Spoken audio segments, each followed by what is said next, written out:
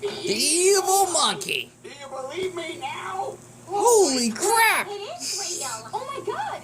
I thought I was the only one. Mate, we're doing Chris's.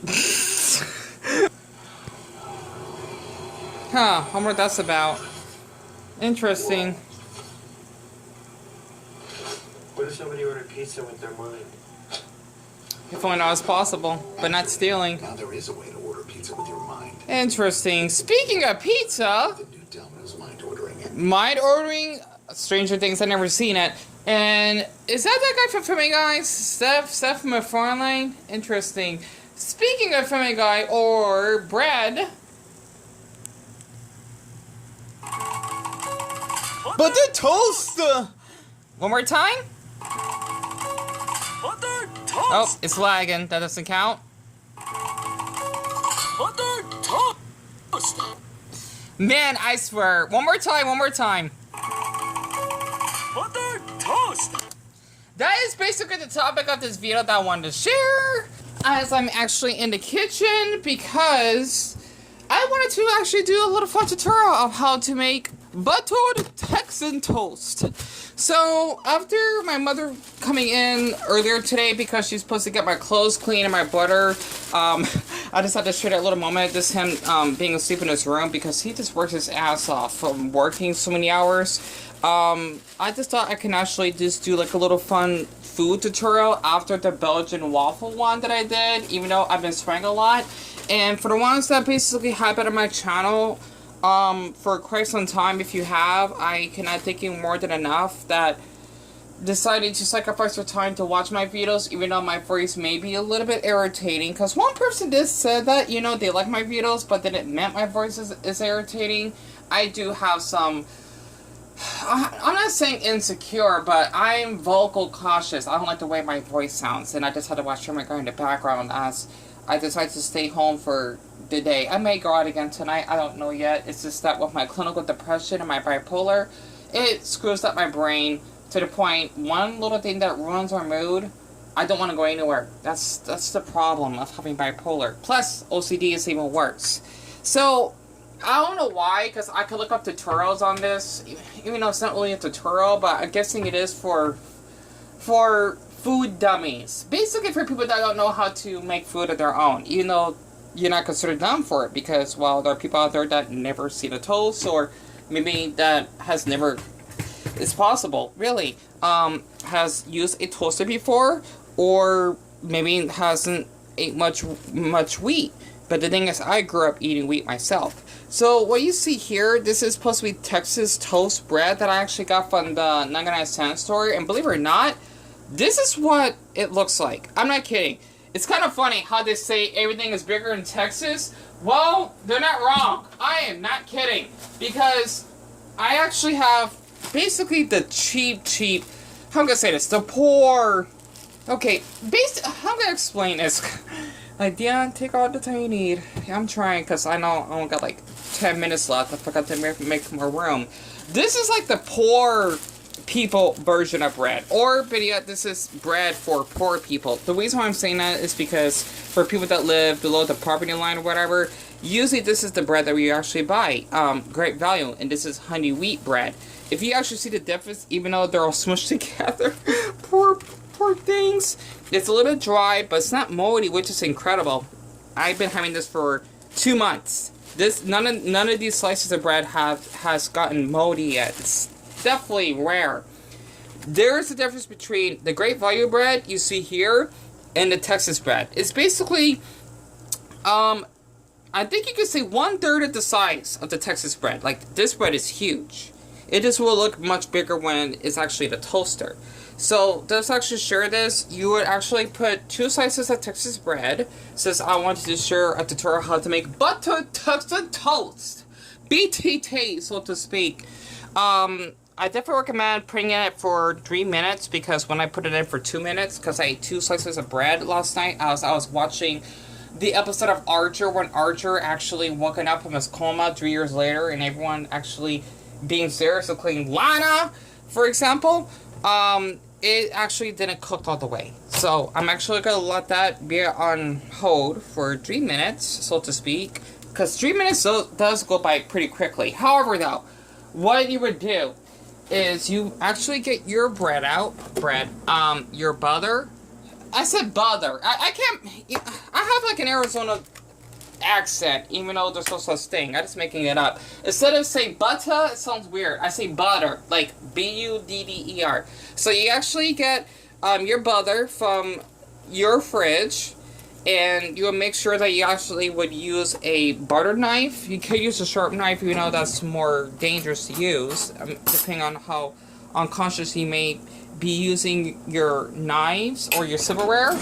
Because if you actually let the bread sit out after it pops out from the toaster, the butter won't melt as quickly. And that is basically my pet peeve of bread. It really chooses me up because of how it actually gets cold fast. It's like how you actually eat toaster strudels. I haven't ate those in months. Actually, I don't know when's the last time I ate toaster strudels. I think it's been a year now. It would actually get cold immediately after it actually comes out from the toaster. So, usually there's supposed to be a timer, but it usually just, turns out by itself. But we just wait here until it actually turns off. And the reason why I wanted to share this is because I guess you can say, I'm starting to get like the habit of basically just doing like little food reviews or basically showing you how to make foods. That's because I like toast and I'm bored, so to speak. I couldn't think of anything. But since it actually came out of the toaster, you have to make sure that it is like a crispy brown type of texture, because if it is not, it's not hot enough and the bread is still soft, which means the butter won't actually will be cooked. And this is how you're going to see why. And I paid $1 for this at the 99-cent store, by the way. It's weird because I knew that I could actually get cheap foods here. I'm thinking because in Phoenix, since a lot of us are pretty young in population, we tend to be below the poverty line. Maybe that's why food is cheaper here. I don't know. How to do this on... This is going to be a little bit hard. Okay, so... Sorry about this. I'm not sure how I'm going to film and put like a slice of bread at the same time. This is going to be a little bit difficult. But what you see here is you use like a decent amount of bread. You want to make sure that you actually would spread all over your buttered toast. I had to show that because I love watching Ed and Eddie, and I had a huge crush on Ed, the tall, dumb one growing up.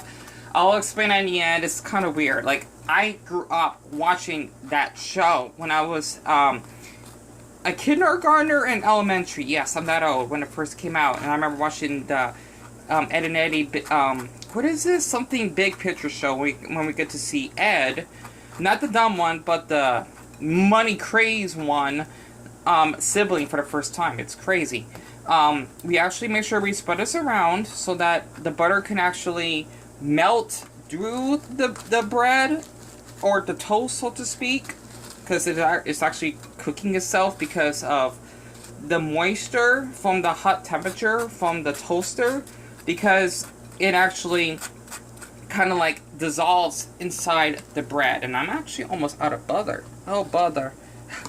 And I used to watch Winnie the Pooh growing up. I remember that I had the game for the N64 growing up. Let me actually do this off on camera very quick, because I hope that this was easy to actually explain. This is how you actually cook or make your own buttered toast. And one thing I forgot to add, if you basically want to eat something healthy that doesn't have like a lot of sugar, or you want to eat something healthy but that's still considered a dessert, I would recommend adding sugar to your buttered toast, because it is kind of like having a little dessert snack, so to speak. You're having your snack, right? Or meal, whatever, depending on what you like to eat. If you like to eat your sausages, you like to eat your what is it? Omelets that my mother used to cook for us growing up, or kumar wheat, etc. And you still actually have sugar, which actually would be like a little, just like a sweet, dessert. That's a snack, give or take, right? So for me personally, I like to add a lot of butter because I like to eat the butter. Not healthy by itself, of course, because, well, it's a lot of oil, but whatever. Okay, because butter is on the unhealthiest food in the food chain. I learned that in home ec back in the 8th grade, and I still remember that damn boys that called me a dork. They didn't want to work with me. Okay, aside about that, with some flashback in the 8th grade, you see here that the butter is actually dissolved in the top, or at least basically in the top central left of the toast, right? Which means it's actually kicking in the flavor, because you know that the bread is actually being cooked properly. So I actually just have some sugar. I forgot. Oh yeah, this is the type of sugar that my mother used to buy for us growing up all the time. Cane sugar, the best sugar that you could actually ever buy. Even though there's also brown sugar, if I should recall, and I think Splenda. Not as good as basically both the sugars. It's basically like for someone that may have diabetes or that cannot eat as much sugar in their diet, they're overweight or something like that. You know, something that you eat in special case cereal. So for me personally, I would use my finger to actually spread all over, even though I'm impatient for the butter to not dissolve for this bread. However, though, this one actually dissolved successfully. And that's basically how you have your bread. And for the Ed incident, the dumb one, this is a little bit rare because I'm going to be a little bit PG-13 here. There was this episode when Ed actually was sleep eating and whatnot. I think that's how I discovered I was gay, or like boys that are bloated or fat or something and stretching a lot. I was a weird boy growing up. I think because of me being visually autistic. I don't know. You know, that's how I got into, like, these weird stomach fetishes or whatever. I remember how when Double D and Ed actually had to pull out from his bed because he was still in his pajamas and he was shirtless. They basically pulled him back so much, literally, it looked like as though his crotch was, like, getting big or something. It was kind of hot, and I remembered basically masturbating myself to that scene. I know, that's gross. It's weird. I don't know, I'm a weird boy and I'm not ashamed of it.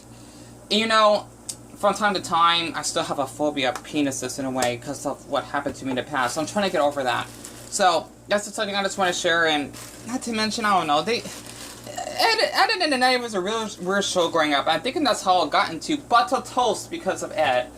Not to mention how they would, you know, get like inflated or stretching a lot and see their stomachs or whatever. I was a weird kid growing up, and they thinking that's how I first discovered my fetish, thanks to that show. So, I apologize, that was a little bit awkward, and I deeply apologize once again that I don't read any comments because of my social and generalized anxiety. I'm that paranoid that I feel every video that I make is going to get hate, so to speak. So, that's just something I just want to share, and since I got like 30 or seconds or so left, the Texas bread, believe it or not, I had this bread for like a month and a half. There was no mold or anything, and it was up in the cabinet.